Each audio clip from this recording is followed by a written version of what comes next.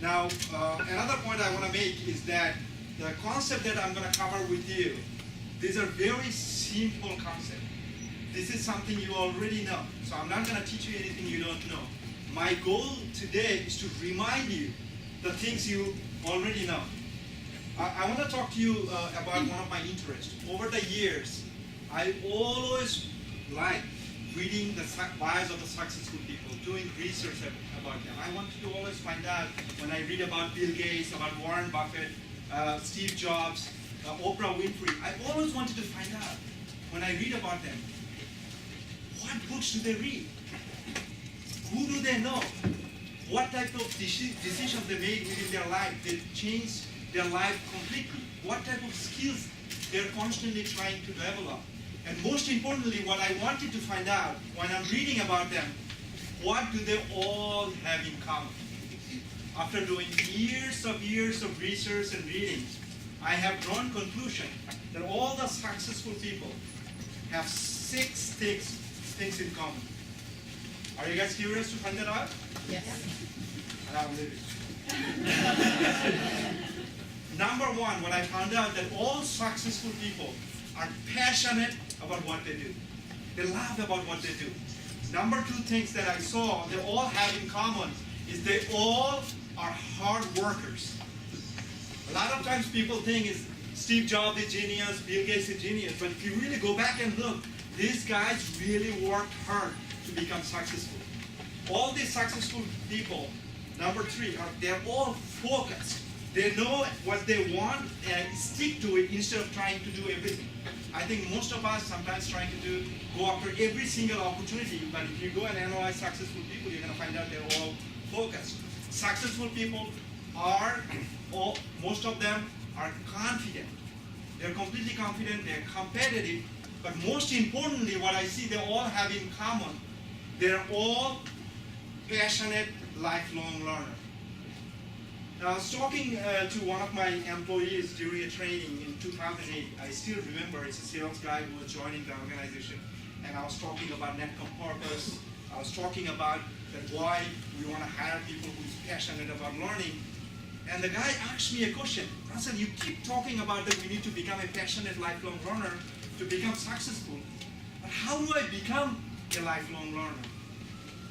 It's a very tough question. I couldn't answer it immediately. I thought about it over the years, and I thought that in order for me to answer this question, I probably have to formulate some type of structure. And I want to share that structure with you that I came up with an 8-step process that we all can follow in order to become a passionate lifelong learner. And I want to point out again that things that I'm going to cover, you know this already, but I'm just here to remind you what you already know. I was talking to my dad a couple of years ago over the phone. I mean, I love my dad. He's one of my mentors. He's probably the reason why I still have bald hair. He was telling me, Russell, do you remember when you're 5 years old, you knew the name of 192 countries and the capital city of those countries? I was shocked because I not only don't remember them, I don't even remember remembering them. So I always said that human brain is a bucket with hole in it. We know the information, we learn information, but we're losing this information. Do you remember everything you have learned when you're in high school or in college? You do? No. So we're constantly losing information and we need to fill out our bucket. I found out one of the statistics that 80% of the people are working in a field that has nothing to do with their college degree. Now I'm going to ask you this question. How many of you are working with something that has nothing to do with your college degree? Can you please raise your hand? Oh, over here I see the statistic is probably 40% of the people are not working with what they are. But the statistic, 80% of the people are doing something that has nothing to do with their degree. That's another reason why we should become a lifelong learner. So in order to become a lifelong learner, step 1 is that we need to appreciate and understand the importance of lifelong learning. B.B. King, the greatest musician, once says that, I forgot his quote, but I want to read it to you from my book. The beautiful thing about learning is that no one can take it away from you. When we consistently learn, it stays with us. Nobody can take it away from us. And you're hearing it from a cool guy. You're not hearing it from a norm. So learning, in order to become a passionate lifelong learner, again, step one is to understand and appreciate the value of lifelong learning. Now I want to talk about Bill Gates. You heard his story millions of times before, I'm sure. I want to tell you why I'm telling his story. When I was young, I always dreamed about becoming like Bill Gates. I always dream about that. One of the reasons I came to this country almost 21 years ago, I believe Bill Gates is one of the reasons. He inspired me to come over here. And I was in watching Charlie Rose show, and Charlie Rose was interviewing his dad, and he asked his dad, "Why do you think your son became successful? Why?" So his dad was saying is that beside being focused, his number one reason I believe my son became successful is he has intellectual curiosity to learn. He's a passionate lifelong learner. One of the proudest moments of my life was when my company, Netcom Learning, became the number one Microsoft CPLS in the world out of 1,700. Even though Bill Gates didn't give the award, Steve Ballmer gave the award, I was still proud because it's Bill Gates' company. I was very proud at one. Thank you. I felt very proud that once I bought a magazine called Computer User Magazine, then we rebranded it as Technology and Training Magazine, and my marketing person was able to convince Bill Gates to write an article for the magazine.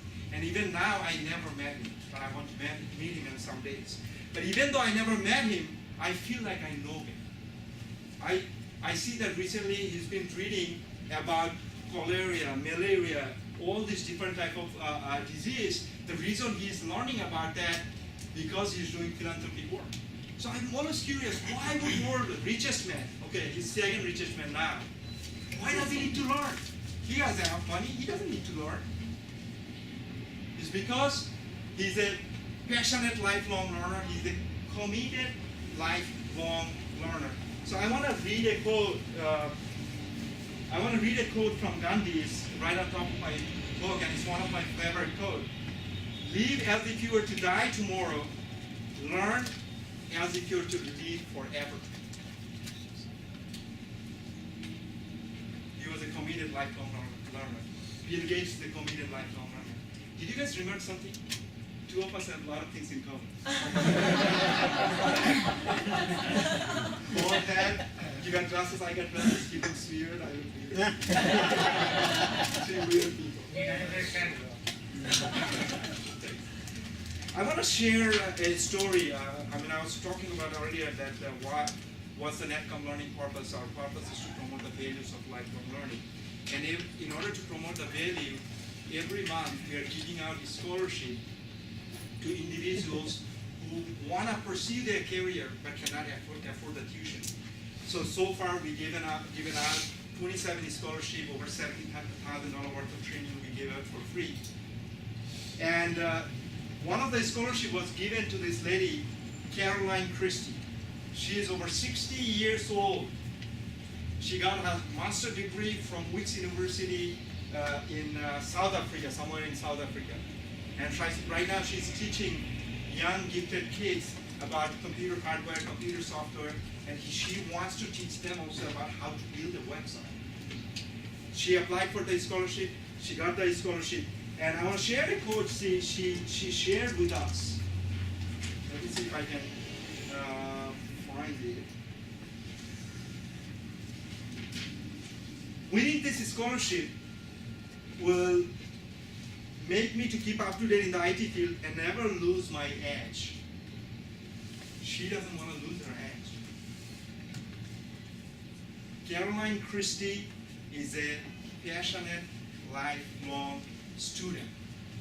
She's a passionate, lifelong student. One of my favorite quotes from Socrates, she said, "As for me, all I know is that I know nothing." And I see that over the years I met a lot of students in Netcom. We have trained over 65,000 people from 22,000 companies. And I saw that there's three types of learning audience out there. One group of people, I call them graduate. These are the people that think they know it all. You can't teach them anything. Once you talk about an issue, they say, oh, I have already heard it somewhere else.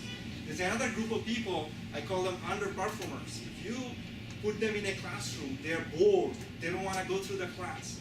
Of course, I know you guys are bored because of my presentation skills. But a lot of people actually don't like to take classes. They don't like to be trained by somebody else. And there's a third group of people, they're passionate, lifelong students. Caroline Christie is a lifelong student. She's over 60 years old. She doesn't want to lose her edge.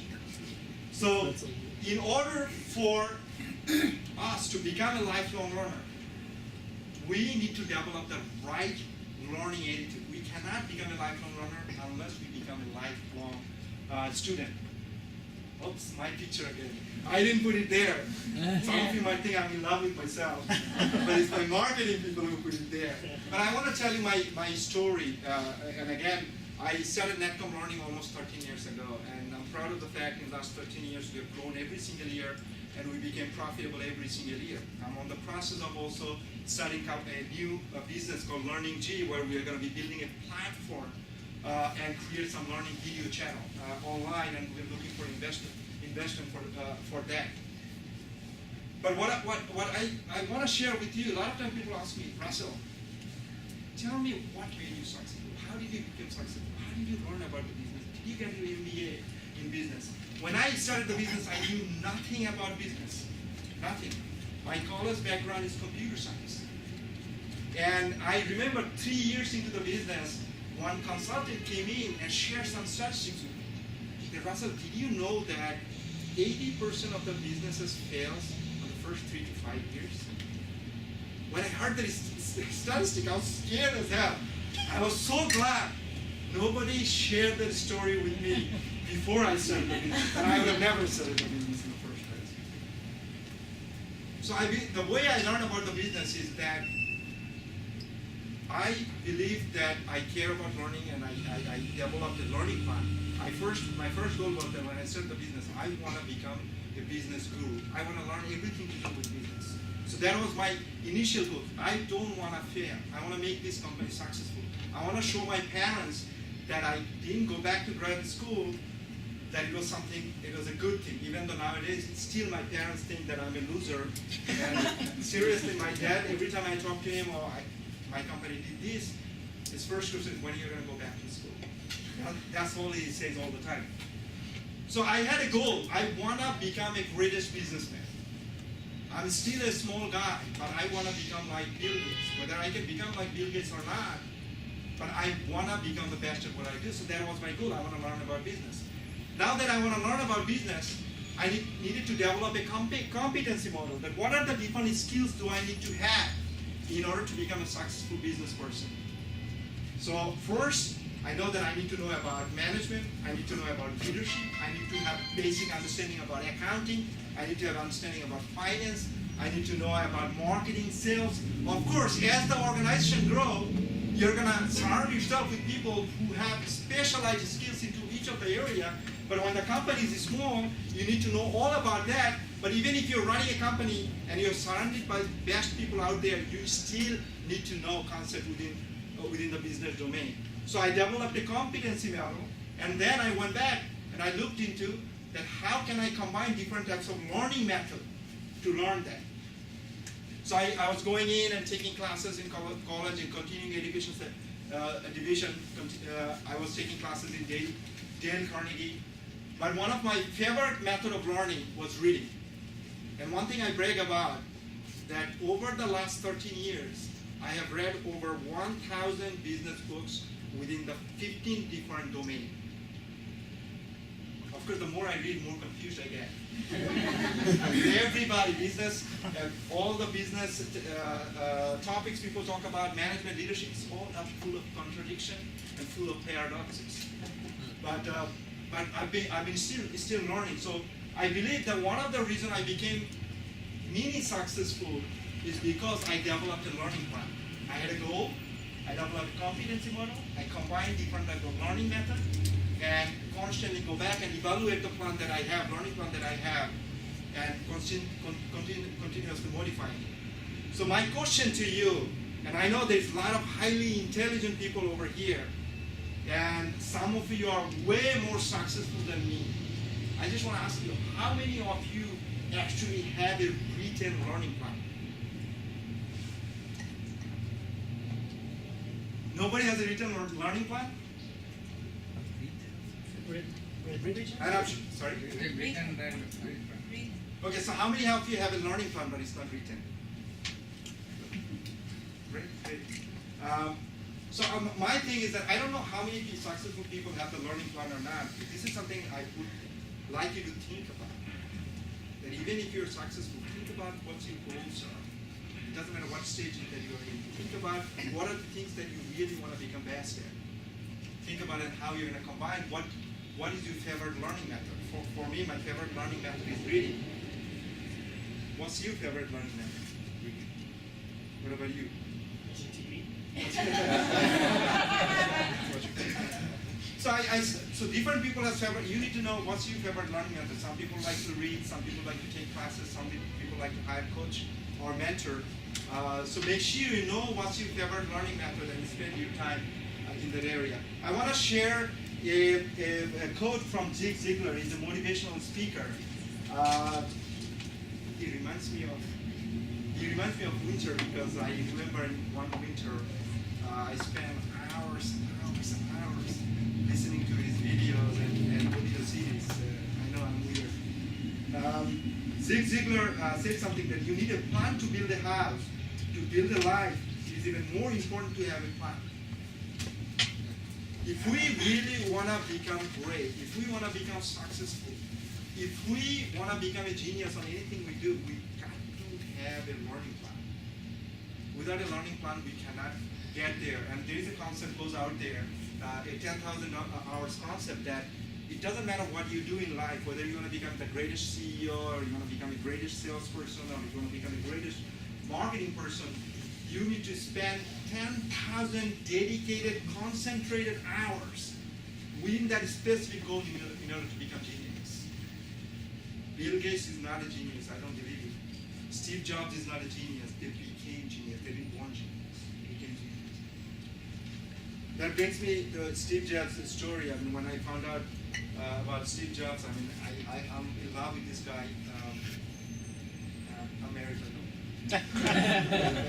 I'm in love with this guy, but when he died, I was sad. I almost cried. I almost cried when I found out about what happened. But if you analyze Steve Jobs, you're going to find out people talk about Steve Jobs is a technologist. They talk about he's a great artist. People talk about Steve Jobs. He's a great presenter. He's a pitchman. Everybody talks about him. He's a great marketer. He's one of those few guys who combines the left and right brain together, and he used that effectively to build a great organization where it's the second largest company in the world. Now I go back and I look at how did Steve Jobs became a technologist, an artist, a presenter, a marketer. How did he develop those skills? And I know you know his story. And book came out about him. He dropped out from college after first semester. How did he learn about that? Where did he develop those skills? Now, all the books written about him, I see it talks about who Steve Jobs is and what did he accomplish. It doesn't talk about how did he become who he is, how did he develop those skills. And I did some research before this meeting and I found out a lot of interesting information. Steve Jobs became a technologist because he had a lot of father figures, and one of his father figures, an inspirational person, was Thomas Edison, Henry Ford. He researched them, he read about them, he got inspiration from them, and that's how he became a technologist. Steve Jobs used to love Bob Dylan. He was the musician. He was in love with Bob Dylan. He admired a guy named Ansel Adams. He's an American photographer. Those guys made him an artist. So we all think that he never went to school, but we don't know what he is reading, who he admires, whose picture is hanging on the wall. Those people had great influence on his life. He became a great marketer. He met a guy named Regis McKenna, the marketing guru of Silicon Valley in 1970s and 1980s, and that's the guy gave him all the advice and inspired him to become a great marketer. As a matter of fact, if Steve Jobs would have given this presentation, he would have practiced it over and over, hours and hours. He didn't become just a great pitchman, great presenter by mistake. He did a lot of study, he did a lot of training. So Steve Jobs was a passionate lifelong learner, and he applied different types of learning methods. Some people like to go to class. Some people do self-study. I believe he liked to do self-study. He surrounded himself with a lot of mentor and coach. If you go to his website, you're going to find out the type of the people he surrounded himself. So a lot of times I get challenged by people. They say that Bill Gates dropped out from college. Is he really a learner, lifelong learner? Steve Jobs dropped out from the college. But if you go research them, you're going to find out it's not about college degree. Our education begins after we finish our college. These people didn't go to college, doesn't mean that they are not lifelong learners. I wanted to share a quote, and I'm doing this because probably I'm indirectly trying to sell my book. Okay.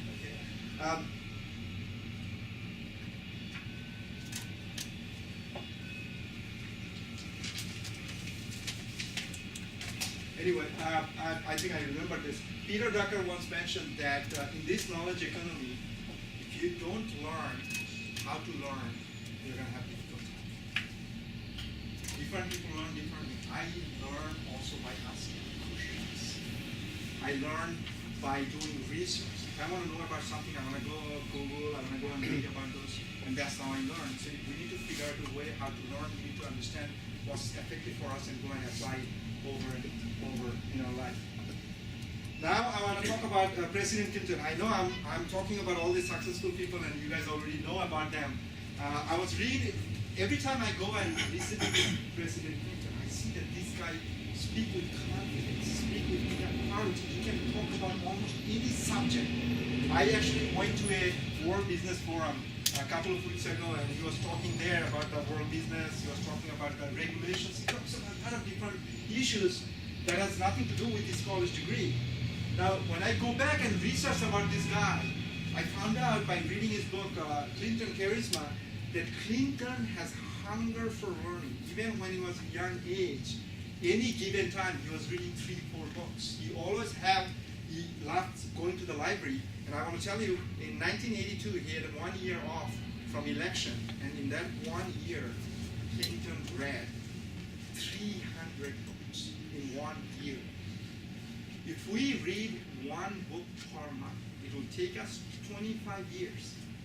25 years to read 300 books. You know, one of my goals at some point in my life, when I have a lot of time, I want to beat that record. I don't know.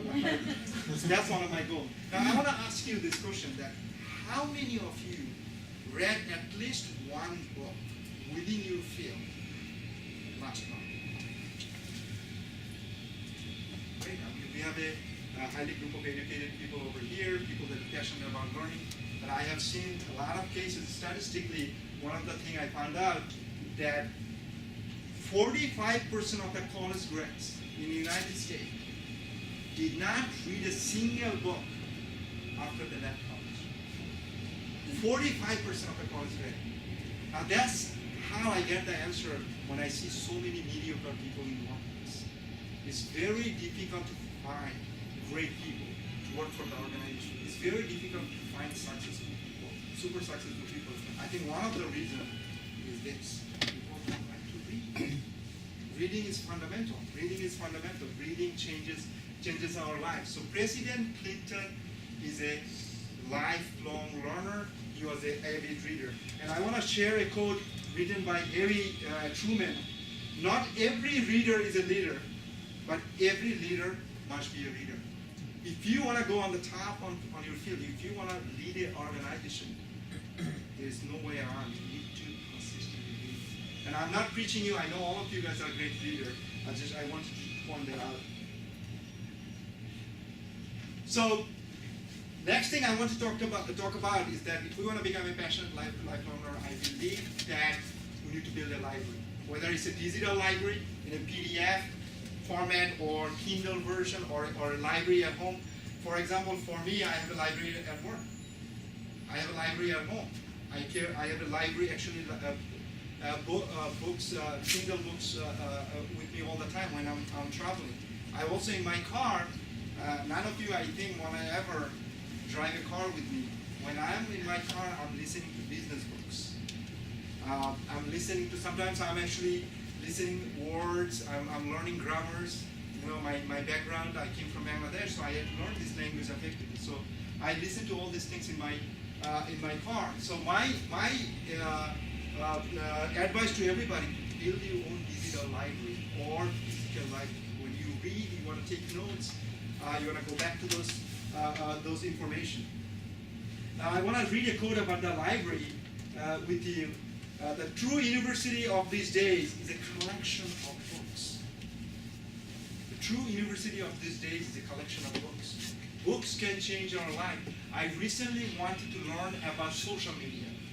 So I went in and I Googled, and you know, you can Google and find all the information. I really believe that you cannot learn and get deep knowledge about a subject just by Googling and reading all those articles. It's give you a basic idea, but you will never get deep inside of that. So I went back and I started to find out that who are the leaders in the social media, who is admired in the field. I want to read their books. I don't want to just read any books. So I went back, and initially when I read 2-3 books, I got confused. And then if I read another 3-4 books, I started to make the connections, and eventually I started to see the whole picture. Now that I'm working with our social media team, I feel like I can guide them properly in order to implement the social media strategy within the organization. So build your own library. How many of you know Jack Welch? I love listening to Jack Welch. I just attended one of his conferences a couple of weeks ago, and I'll be taking a class with him, I believe, November 7th. One of the reasons I'm taking class with him, and I'll share the story. I read every single book, Jack Welch book, written by him. Of course, he didn't write a lot of books, but a lot of books was also written about him. I listened to his CDs. I also go and take classes with him. The reason I find it very effective that if you know something already, and if you read the book, you listen, and you take the class, you'll see that a lot of times by reading the book, you didn't see the whole picture. Or by taking the class, you didn't understand the concept in detail. But when you combine all these different learning methods, it can make you really, really effective. But when I was doing research about Jack Welch, what I found out that Jack Welch's bachelor degree and master degree was chemical engineering. When he took the company, it was one of the biggest companies in the world, but when he retired after 30 years of running the company, GE was at one point the largest company in the entire world. So I always thought about how did a chemical engineer ended up running a Fortune 500 company and #1 company in the world. How did he learn about leadership? How did he become a HR guru? How did he learn about marketing? How did he learn about business management? And he does a lot of merger and acquisition. How did he learn that? Jack Welch was a passionate, lifelong learner, and he wasn't just passionate about learning. He applied it within his own organization. He consistently applied it. Under his leadership, he was allocating $1 billion per year to open up a location in Portland, New York, called Leadership and Management Development Center, where all of his employees were required to go to 2 weeks of training. So he was a passionate lifelong learner. He was practicing it within himself, and he was also applying it within his organization. One thing he always talks about, that a best-run organization is a learning organization. An organizational ability to learn and translate the learning into action is his competitive advantage. I'm paraphrasing his quote, that he always mentioned that. So Jack Welch not only learned things, he applied it within his organization. So I want to read a quote from Dale Carnegie. I believe he said that learning is not power, applied learning is power. Knowledge is not power, applied knowledge is power. So just because we are learning things, because a lot of people learn things but they never apply within their life. So I want to summarize what we talked about, that in order to become a lifelong learner, that employee that asked me, Russell, how can I become a lifelong learner? Number one step, that we must understand and appreciate the values of lifelong learning. Number two, we cannot become a lifelong learner unless we make a commitment that we want to become a lifelong learner. Number three is we need to have the right attitude, the attitude of a student to become a lifelong learner. Number four, we need to develop a learning plan. A learning plan is consist of learning goals, competency model, learning method, and constantly go back and evaluate the method. Number five, apply different learning method. Understand what works for you and apply that method. And read 2 hours per day, build your own library, and apply what you have learned. I have talked about these steps in this book. Before you leave, you're going to get a copy of the book. So what I finally want to talk about, that if you want to grow, if you want to become successful, if you want to develop confidence, if you want to become a genius, if you want to become rich, if you want to be productive, you and us, we all must become a lifelong learner. I always like to use this quote: the moment you think you know it all, you stop growing. Develop the passion for learning, be a lifelong learner. Now I have a request to all of you. I know that you're sitting here. I would like all of you to, if you don't mind, stand up for 1 second. And I would like you to read with me, with passion, this sentence. We are all lifelong learners. We're going to do it 3 times. We are all lifelong learners. We are all lifelong learners. Thank you.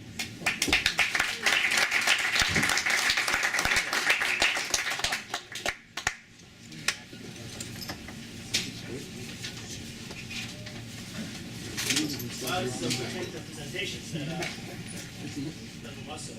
So I want to ask you some questions now, and then after we'd like you to ask some questions. Or some easy questions to ask me. It's easy, nothing hard. So when you are running your own business as a CEO of Bangkok Learning, why do you find the time? Why do you find to write this book about learning? Well, first of all, it's not easy to find time to write a book, but I will share with you why I decided to write a book. I always loved reading books, and I was looking for a code book that has all the learning-related codes, and I couldn't find any book out there. Unless if you guys have access to one, I couldn't find a dedicated book. Second thing is that when I read a code book, every time I read a code from a person, I want to read the files of them. I don't want to just read the code, but I don't know who that person is. So I wanted to write a code book that is within the learning domain, and also it has the bias of those successful people. Number 3 reason I wrote this book, I wanted to create a learning book, and I want to write a book about learning, where somebody read a book, at the end of the book, they're like, okay, I want to go back, I want to read now, I want to go take a class. I want to go and tell my kids to go to library or have a read a digital book. So I want to create a learning movement. And also other thing is that I am personally passionate about learning. My company is in the learning business. I want to promote the values of lifelong learning, and I thought that book could be one of the way of doing that. And other thing is that, remember the story I told you that one of my employees was asking Russell, constantly telling me, how can you become a lifelong learner, but you're not giving me a framework. So I came up with my own framework, this 8-step process. You can come up with your own framework. And I remember Malcolm Gladwell, I was talking about his book, Tipping Point. As a matter of fact, when I was talking about you are a connector, and I learned about that in Malcolm Gladwell book. But he was mentioning one thing, that most people are knowledge rich, but theory poor. So I wanted to use the theory, my own version of the theory, that if you want to become a passionate lifelong learner, what are the steps that you have to go through. And this is also a groundwork for my future book where I'm going to go into detail on each of these 8 areas and discuss those with you. So it's for knowledge rich and theory poor. Yes. So with all these, books and magazines and blogs coming to us every day, there's so much information every day. What is your methodology to pick the right book to read? How do you choose the best book to look for? How do you decide what's best for you to read? It's a How do very, you select it? very good question. As a matter of fact, it goes back to the presentation I gave earlier that first we need to develop a learning plan.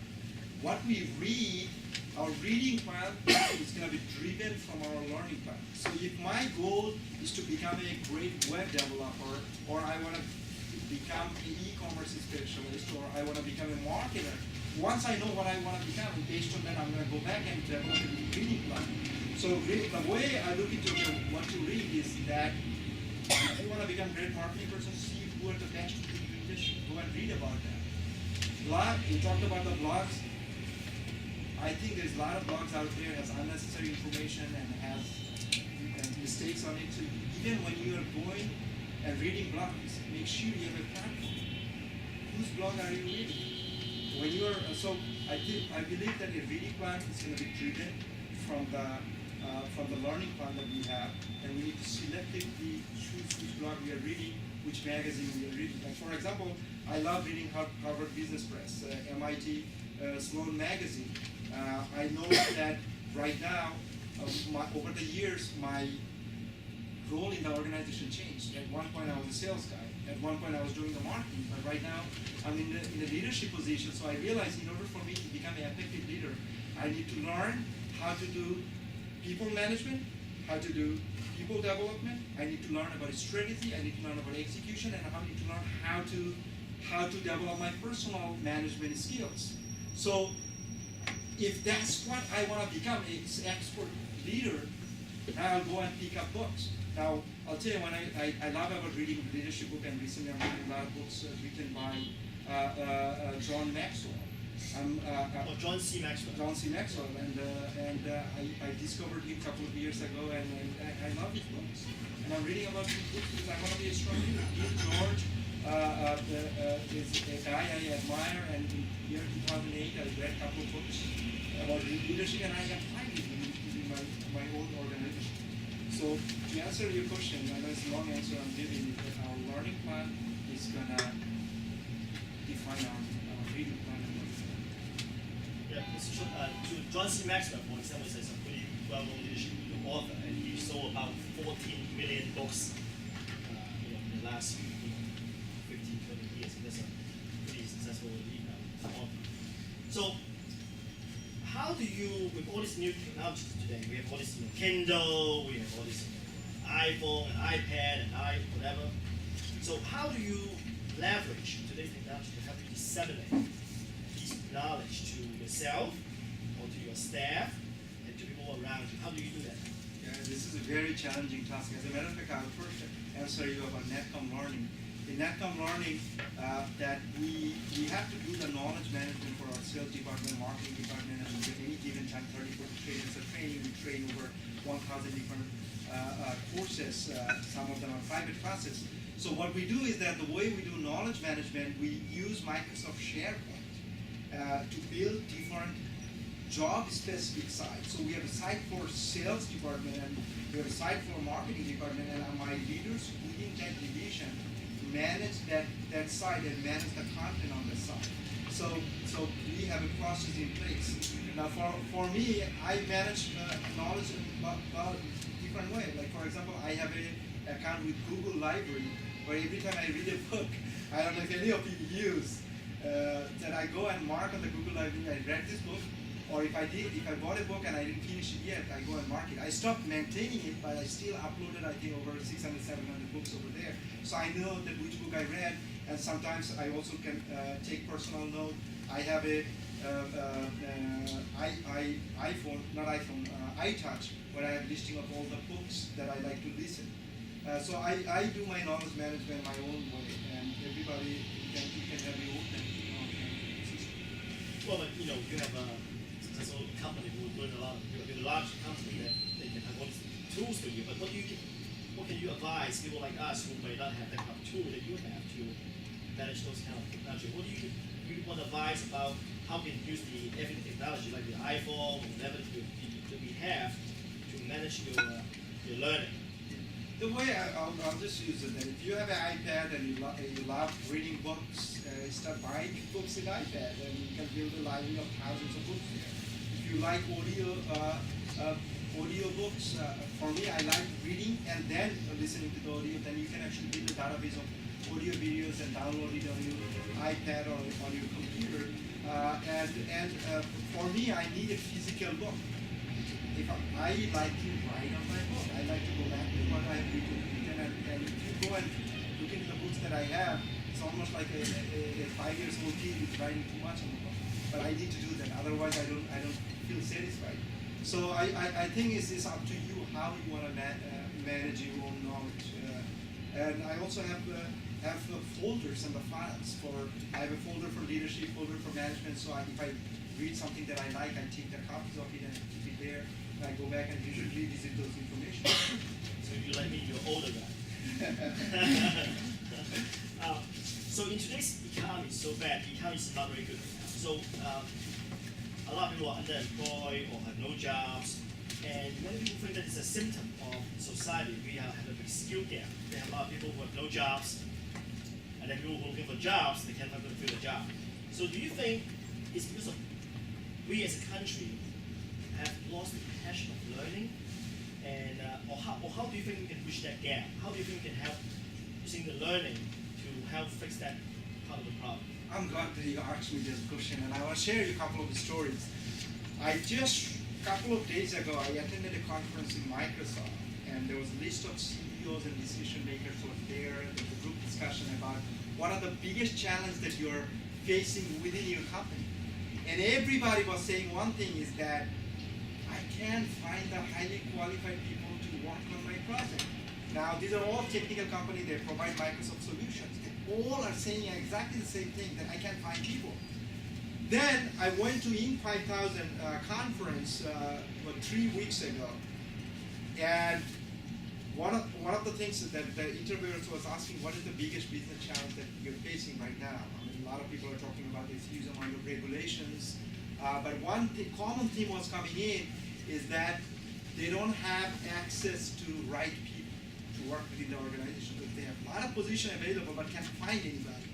Then I go and look into my own organization and I see that we want to double our sales force.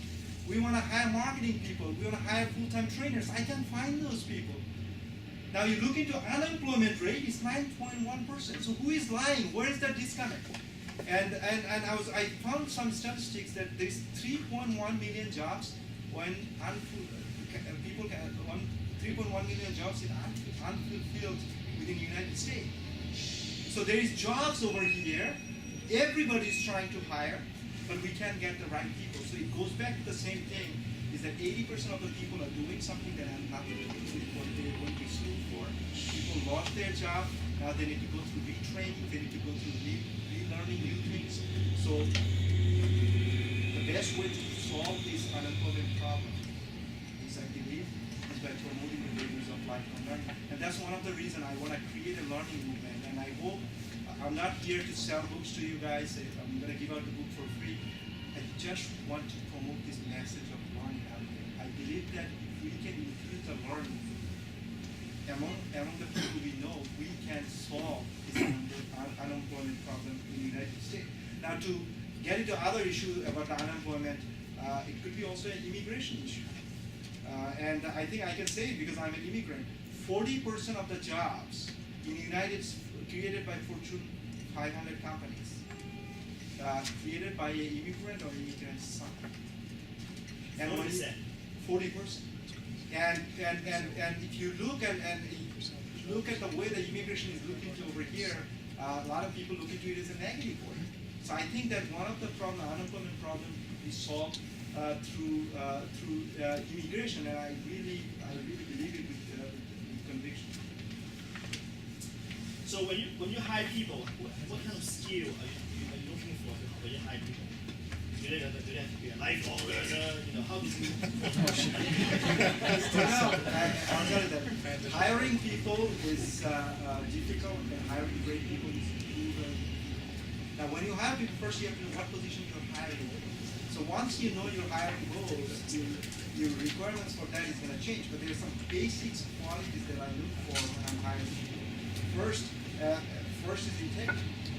I want to make sure that people that join, the way I define integrity, if you say you're going to do something, you have to do it. I want to look for emotional intelligence. Well, but how do you integrate both integrity when you have an hour's into a person? How do you know that he or she has integrity? I'll tell you. I'm the best. I'll tell you that you can never find all the information in the credentials. It's impossible to find. But one of the best ways to find out about a person, ask them questions about their prior jobs. What did they do there? What was their relationship with their managers? What type of activities that really excited them? Why did they leave their job? So you can find a lot about a person by analyzing their past job, but ultimately you can't really know for sure whether the person has integrity or not, and that's why hiring is very, very difficult task. Even though I started to believe, when I was at the early age in the business, I used to think hiring is an art. I slowly started to believe hiring is also a science if you really put the right process in place. If you know what your hiring strategy is, then you go and you apply certain strategy, hiring strategy in place, and if you have a good training program in place, you can increase the probability of hiring the right people. So to go back to your original question, that the type of skills that things I look at, that do they have integrity, do they have emotional intelligence? A lot of times I find out people, they have high IQ, they're highly intelligent people, they don't have emotional maturity. So and emotional maturity sometimes can become a career killer for most of the people. So emotional intelligence is something that I'm looking for. I'm also looking for people who has intelligence, somebody who's smart. I don't want to surround myself with dumb people. Then I go back and sometimes I apply some of the principles that's been applied by Jack Welch, 4E1P, that look for people who has positive energy, who has the edge, who has execution, who's also passionate about what they do. And for me, I also look into two other things, is teamwork. I want to get people who can work in a team environment, who like to collaborate and coordinate with the team members. And I also want to hire loyal people. Now, how can you hire loyal people when you don't have a relationship with them? So loyalty is something we should build over a time period, that we have to be loyal to our employees in order to get the loyalty. So to summarize, I want people who has integrity, intelligence, maturity, positive energy, execution, passion, teamwork. And I know it's very difficult. So as long as you can find people with 60% of those qualities, and I have some weaknesses, you go and develop their weakness, but you focus on their strength. And if you're dumb, do not apply. So how do you apply what you learn from books and all these books that you read to your daily business? And can you give an example about how do you incorporate what you learn from all these theories, all this knowledge you learn from books into your daily practice? How do you do that? Sure. I'll tell you that one of the things I'm proud about, and I feel like I am so fortunate to have my own business. A lot of times I have business ideas and thoughts, and I want to apply within the organization, and I use my employees as a guinea pig. So I go back, I have a theory, and I will apply and to see if it sticks. So that's one of the things I want to talk about. And also, even within the business, I sometimes learn some concept and apply it within the organization.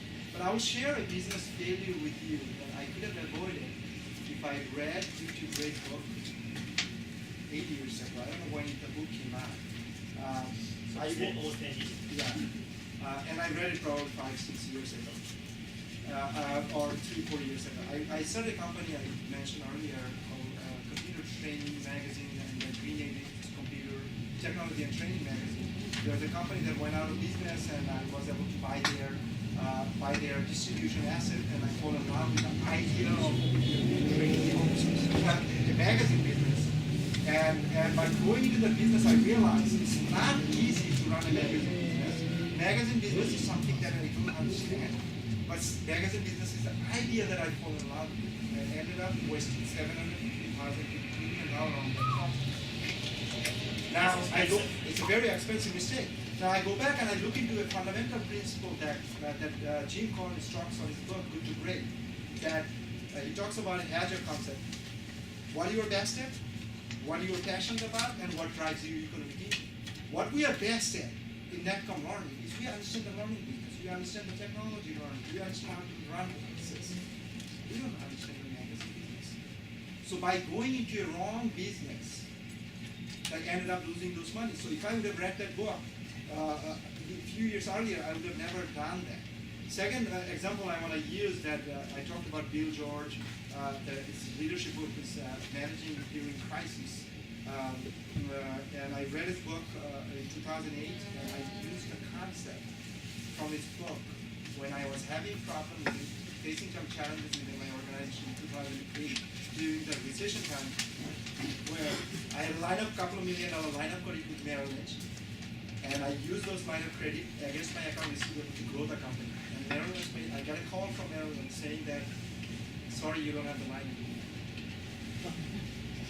And at the same time, the business wasn't all that great. Outside condition was bad. So and then my lease on Empire State Building was expiring after 10 years. I had to find a space within 3-4 months.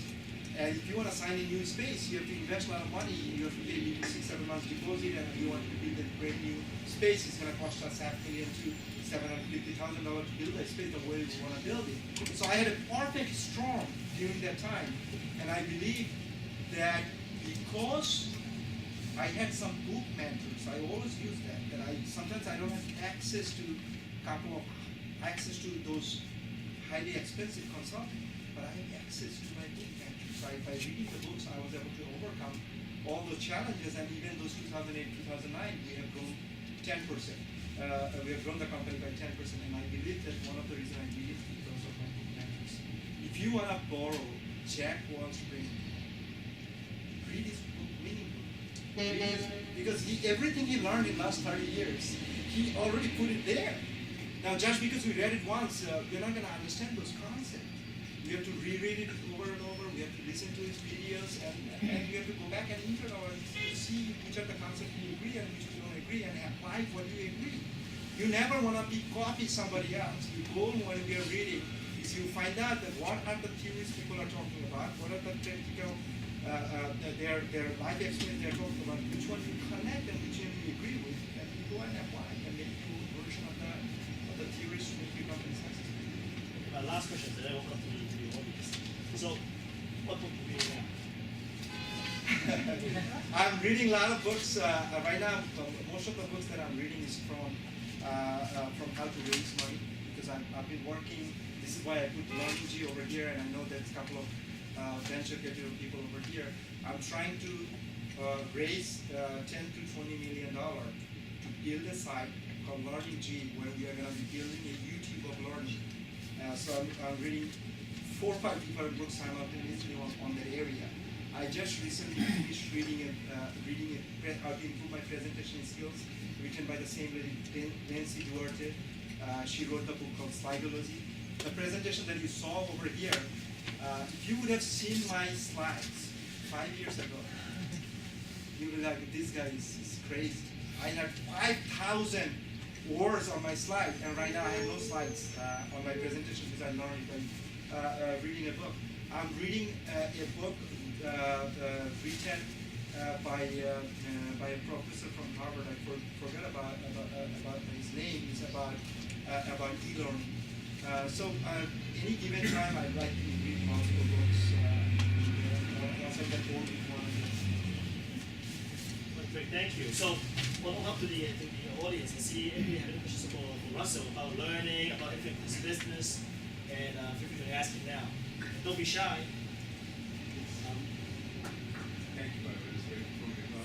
But the problem that I see on this journey, I am a partner, and technology has made it so easy for people to get answers to questions. It doesn't require much effort. So when you tell an associate or a paralegal or somebody, find something out, they can get an answer for you.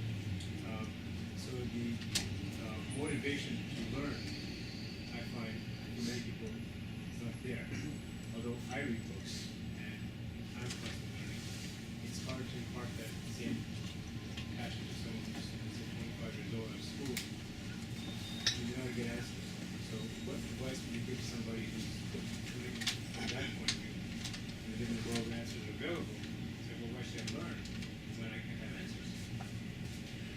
a very right.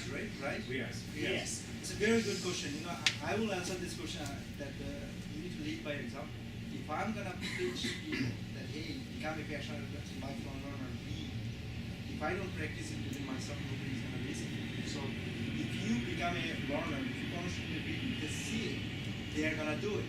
Now you're right that technology made it easier for us to learn. I think it's a great thing. We can learn. We can find out about anything instantaneously. As a matter of fact, I could have given a presentation about a subject I don't know just by Googling over here. But if we want to know a subject inside out and we want to develop clear thinking, I do not think that it can be done by just watching a video on YouTube or by just watching a quick internet article. We need to combine that with reading. So I would say the lead by example and constantly drive the message, build a culture of learning within the organization. Talk about it. At least the message needs to come from the leadership team. That do you have an incentive plan in place within the organization that promotes people who are consistently learning new things? And you'll find out in most organizations, people want to do things outside of their job responsibility. So you want to find out who they are and give them the task that has nothing to do with what they are doing. And the only way they are going to be able to go into this new field is that they have skills by learning new things. So give them some learning challenges. I had a guy named Phil came in and joined the company. He was an intern. And I told Phil joined and we didn't pay him anything. He was a free intern and eventually became a full-time person. I told him, Phil, if you can become a Google certified professional in 2 weeks, I will give you 2 weeks time. If you can become Google certified professional, you're going to have a full-time job.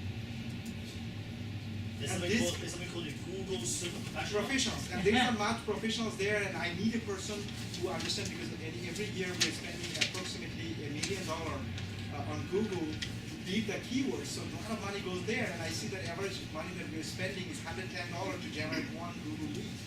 And sometimes I use an example in the organization. I need 2 Google leads to pay for all the sandwich over here. So I wanted somebody who understands how to manage the Google leads, and I gave that incentive. And this guy became Google certified. I was surprised. I was really surprised to find that out. He became Google certified. I'll give you an example. I had a guy named Harry, and I know one of our client service managers is here. Harry was our sales manager. Harry ran his own business for 10, 12 years. His business at one point was $12 million revenue, and he lost his business. He came and started to work for me. Harry never liked to read. Harry is a person who learned on the job. He's extremely smart. And I got him into reading. And once he got into the reading, and he was telling me a story, Russell, I just bought gift, Barnes & Noble gift card for my kids for their birthday. I can't believe I did this. And he mentioned something, even though he's no longer with us, he worked for us 3-4 years.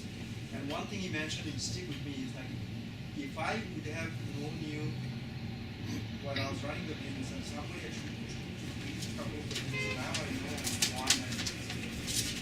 So it goes back to the same thing, is that we can come up with the incentive plan to motivate our employees to learn. The message needs to come from the leader. We need to practice it within ourselves, and we need to keep the same message over and over and over. You know that it takes 6 times. You need to repeat the same message 6 times in order for someone to get it. I hope that answered your question. Thank you. Yes. More of an observation. You're passionate. You're hungry. I think anyone that runs a business as an entrepreneur learns. I don't want to say mistakes, but when things go wrong, like you said, you learn from them. You don't walk around and say it's a failure. But I've been to a lot of these meetings, and you can hear a pin drop in here. So part of what you're saying, and your compassion has gotten everyone to listen to you. And I think that's how to run a country or a company. Because the people that are passionate about what they do, everyone will follow them because it breathes the same thing. So I think that's an important thing that you show. Thank you very much for your kind word. And you're right that if we are passionate about things we love, people can see it, and you'll be able to lead your team by showing them that you care about learning attitudes that they're gonna listen to you. Design learning for See, these Google it. easy questions are tough. The way I look at learning, that how can I consistently become a different person than I was a year ago? How do I consistently increase my knowledge? How do I consistently become great at whatever it is that I want to become great at? So learning new things. Anybody else want to define it for me? What was this question? What is learning? I'm going to give a stab at it. Learning is, for yourself, is leading yourself into discovery of information. That is learning for yourself. Learning or teaching someone else to learn is leading them to the knowledge that will improve themselves.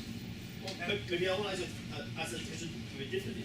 What is the difference between learning and training?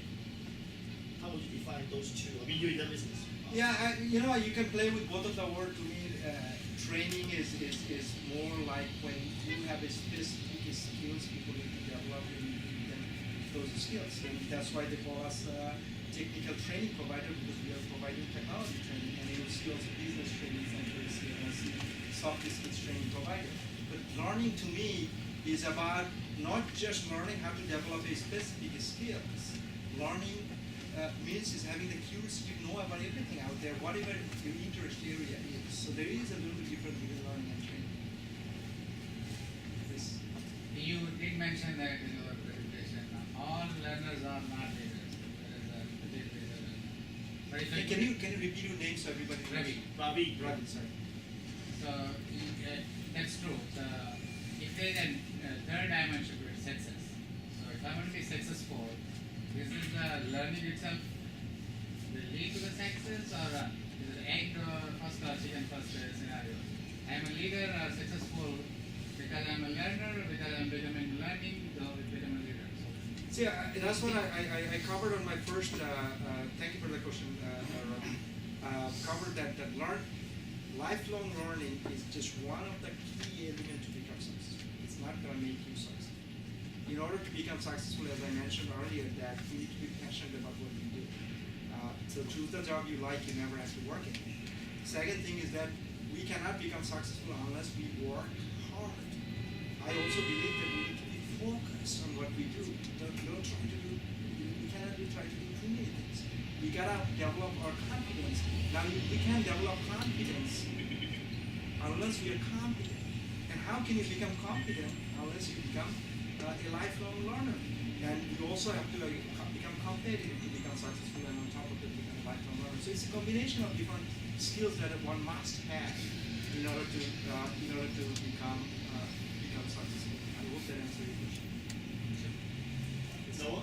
Well, this is on a slightly different topic. This was on your, I think it was 6 steps. You wrote that number 6, by the way. It's in a lot of your different slides. But basically, you said constantly modifying your business model. I guess the changing landscape and things like that. So we live in a generation of people constantly changing and Googling for the answers and switching and not having that focus. But you see a lot of companies and they start with a mission and they try to stick with that mission. So I guess the question is, what's a good balance of sticking to your mission and also modifying your business plan to achieve things? It's a very good question, but I think you're first we need to define the difference between business model, mission, values, culture. For example, we need to understand that every organization has a mission. Mission is where you want to go. Values are the behaviors that you need to go there. Purpose is what's bigger than your mission. The business model has nothing to do with your mission. So I'll give you an example. Netcom mission is to grow the company profitably every year by becoming the most respected and trusted entity in the company. So learning organization. So our mission is trust and respect. Our purpose is to promote the values of lifelong learning, but our business model is changing. We are on the technology business in the past. Now we became a learning organization because we not only do technology training, we also do business training. But our business model is about to change again, because if we are going to go and build a learning G, where we are going to be managing content, we'll be creating content, and we'll be delivering this content. So look at what's happening. We are a learning organization. They're providing technology training and business training. Now we are combining also online video type of training, content training. So we are updating our business model. So my message is that you don't modify your purpose. You don't really modify your mission. What you do, you modify your values. You constantly modify your values, and you constantly update your business model, and you constantly update your strategy. So we need to be able to differentiate the difference between strategy, mission, values, culture. Actually, culture and values are almost same. Culture as well as value and business models. I hope that answers your question. Sure. Any question? Yeah. What's your name, sir? Maxwell. In looking at lifelong learning, okay, when we're looking at a company, of course, we have different levels of employees. How, in lifelong learning, would we take somebody that basically they're looking at it as a dead-end job, it can't go anywhere, and convince them that lifelong learning can get them someplace? I'll answer your question about my recent visit to the client side and how quick organizations manage their employees' learning plan. I visited a company called Aetna in Connecticut with one of my sales managers. And what I found out by walking in there, that in Aetna, for every 60 employees, they have one, I forget the title, one manager, learning manager was managing their learning plan. So they had a software in place that these 60 employees, okay, what's their key job role? And how they can help them to grow within the organization based on their interest area. And then they go back and backtrack that this person is working as a software developer, but you also want to learn about the networking, that what are the skills that we need to give to those people in order to get there. Because one of the ways you can motivate your employees is by showing them how to grow. So to answer your question, that I believe that a strong leader will be able to talk to their employees and find out what their interest area are, what their strength and weakness, and work with them to develop a learning plan or guide them how they can improve on their strength and how they can also become average on their weaknesses. And I hope that answers your question. And there is no easy answer for this. If you don't have resources, I mean, Aetna has a lot of resources. If you don't have resources, if you have a small company and if you're the leader of the company, then you probably have to do that job. There is nothing else is more important than developing your own people, because people are your most important asset. Actually, people are not your most important asset. Right people are the most important asset. You gotta develop this asset and find time for it. Yes, sir. What's your name? My name is Howard. Thank you very much for the presentation and for hosting tonight. I find that your passion is really infectious. Thank you, sir. And really a two-part question. One is, how much of your passion and burning desire to succeed do you feel comes from the immigrant experience? Because when I look back on my family in the past and things that they've done 2-3 generations ago, it seems to emulate in many ways of what you're doing today. And also, developing this large educational platform that you're doing for businesses. One of the things that I think that many of us see is that there is a breakdown and failure in public education today, so that when people are coming up through the ranks, they're doing their book reports by going to Google. They're not learning how to learn. They're learning how to pass tests. And teachers, and I happen to be married to one, teachers spend about a quarter of their time teaching their students how to pass a test so the kids can go on to the next grade. Have you thought about what kind of effect that you could have on public education or education for those that are coming up through the ranks? Yeah, good question. I'll answer your first question first about the immigration.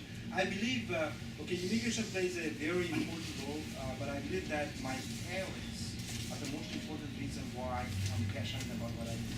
I don't want to go back to the life that I had before, and I still remember growing up, I was always constantly under pressure to become number one, because we were educated under the British system, and they had a ranking system, you can become 1, 2, 3. And my parents was always pushing me, you gotta be number one, you gotta be number one, you gotta be number one. So I would give most of the credit to my parents. But of course, immigration played a very, very important role. When I first came to this country, I mean, I came from a okay family in Bangladesh where I never had to do it. My dad was a doctor, and I never even turned off the light. But when I came in over here, I had to do the job, and I had to go to school. So I like a lot of the things about this country where it makes you independent. And I also knew that I'm here almost alone.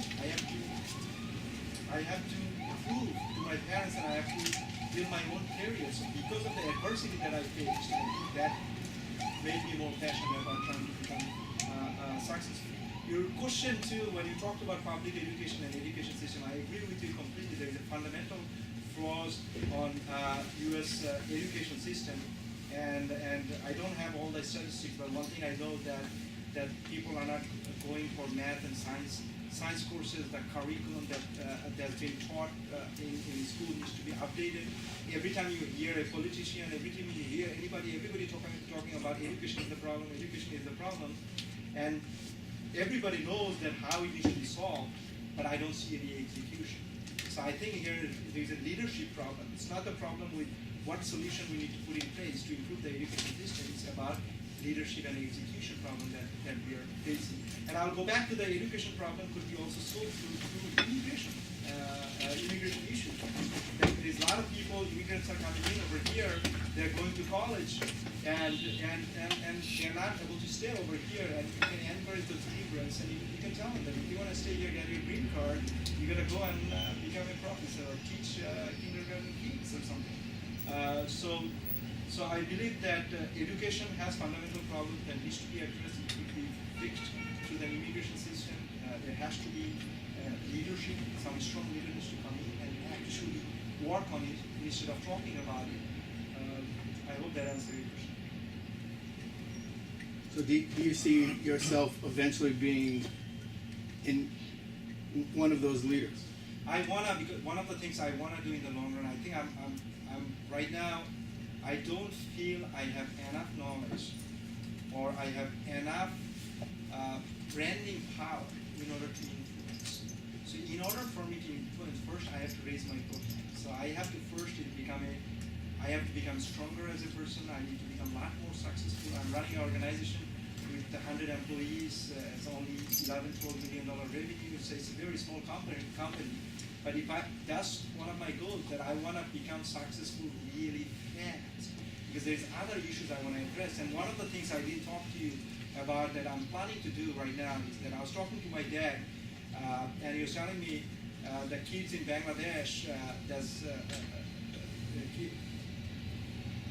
we're talking about here college education. They cannot go to school because they don't have the money. They don't have the money to eat food. But I can fund a person 1 year education, kindergarten education for $100 to $1. So imagine that if we could do something where in NetCom learning, I was thinking about that every time a person comes and take a technical class or business class, if we could take $100 to $200 and actually fund a child education, and that's one way of starting and making some changes in the world. So that's one of the programs I'll be launching next year at the beginning of the year, because I really care about the learning. I want to create a learning movement. I'm a small guy, but I want to contribute. So that's one thing. Second thing, that I want to become a learning activist in the long run. I don't want to call education activist. What I really want to talk about is not just about college education.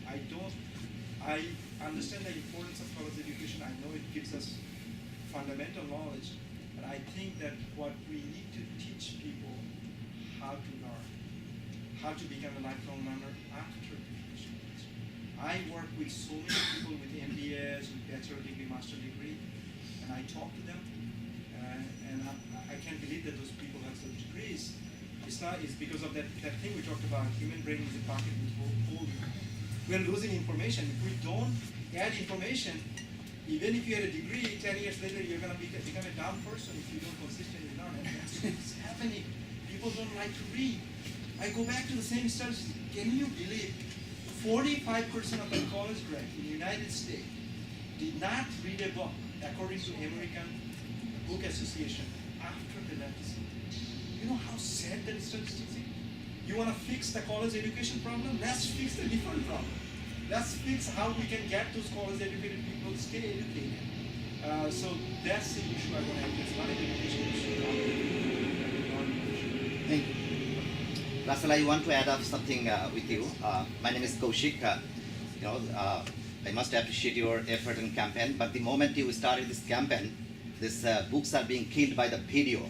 And I went to several Queen's libraries, and they said that the people are borrowing more videos, DVDs, than the books, and that is a really very bad time. And this time, and you started this learning campaign. Yeah. So one of the things is that a lot of people don't go to the library. Ultimately, what I want to make sure not about going to the library. It's more about are they reading. So if more people are buying books in Kindle than buying hard copy or going to the library, it's okay, as long as they're reading. But I also think that we still need to encourage people to go to the library or the bookstore. And when the borders went out of business, I tell you that I'm a crying baby. I almost feel like crying. It was so sad that because it was right next to my apartment. Every weekend I go over there. I figure out a way because I keep preaching everybody to read 2 hours per week, 2 hours per week. And by saying that, you know what happens? Right now, I have no choice but to read 2 hours per day. Because if I don't read it, I feel guilty. I'm like, I can't ask people to read if I'm not reading. So to go back to the borders, went out of business now. Barnes and Noble might face the similar challenges in the long run, and I believe that in the long run, Barnes and Noble face the same type of challenges. Government needs to come in and subsidize that industry, and there should be some type of tax credit for people to buy books. So that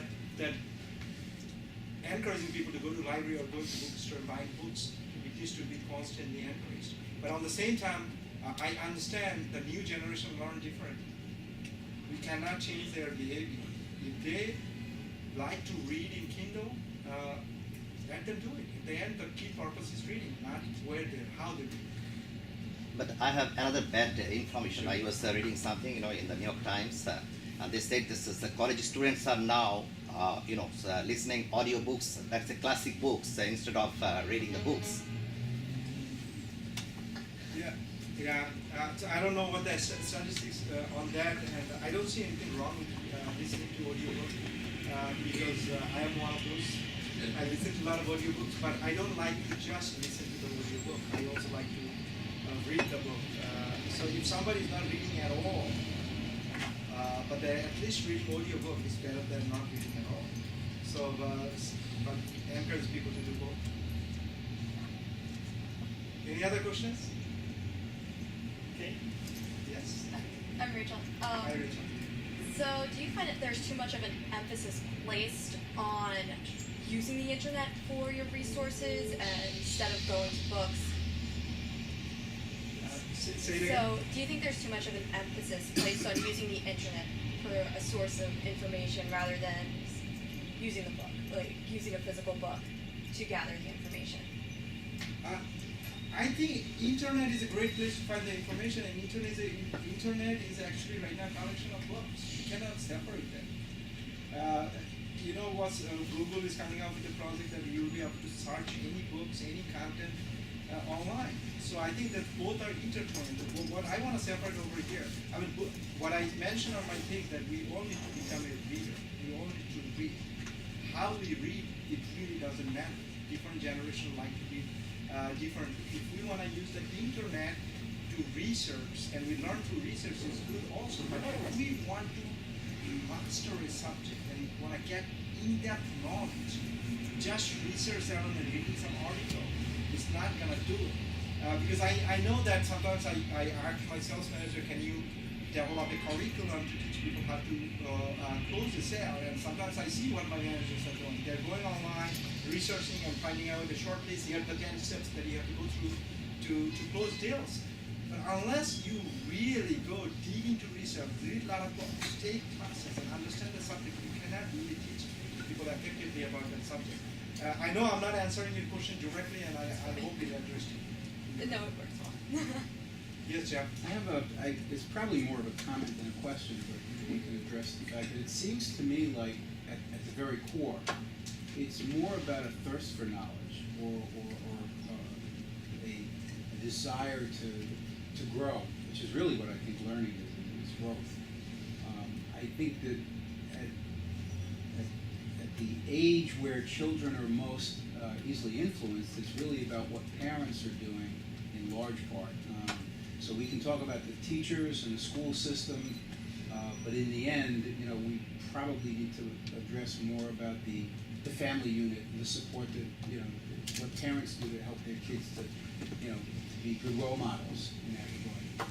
Not that I'm saying I'm a good role model. It's not easy, all right, but I think that's what we really need to do, is we need to show the young kids how wonderful it can be to learn new things, and then it becomes sort of infectious. I agree. I agree with the parents are the one who is fundamentally responsible for creating the curiosity for the kids. And I go back to that is that the reason I became a curious person is because of my parents. And I believe that fundamentally everybody is curious. Everybody is curious. Everybody wants to know new things. Otherwise, Google wouldn't be that popular. Why do you go to Google? Because you're curious to find out something.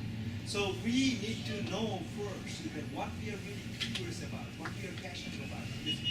Curiosity is driven from the passion. Once you know what you're passionate about, then you go back and you want to learn about that. And that's when you go back and look into your learning plan and look into different learning methods.